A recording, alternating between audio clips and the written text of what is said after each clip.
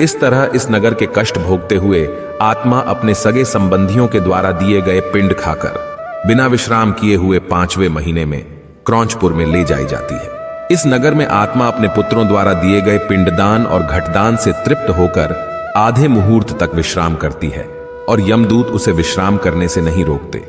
लेकिन आधे मुहूर्त के बाद यमदूतों के द्वारा डराए जाने पर दुख से कांपते हुए पापी आत्मा उस पुर को छोड़कर चित्रभवन नामक पुर को जाता है, जहां यम का छोटा भाई विचित्र नाम वाला राजा राज्य करता है।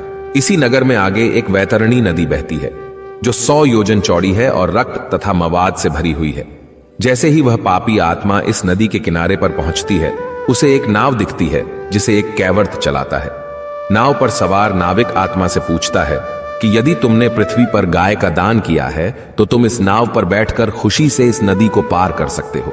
दोस्तों, जिस व्यक्ति ने जीवित रहते हुए योग्य गाय का दान नहीं किया होता, मृत्यु के बाद आकाश मार्ग से चलने वाले दूत उसके मुख में कांटा फंसाकर मछली की भांति उसे खींचते हुए वैतरणी नदी पार कराते हैं।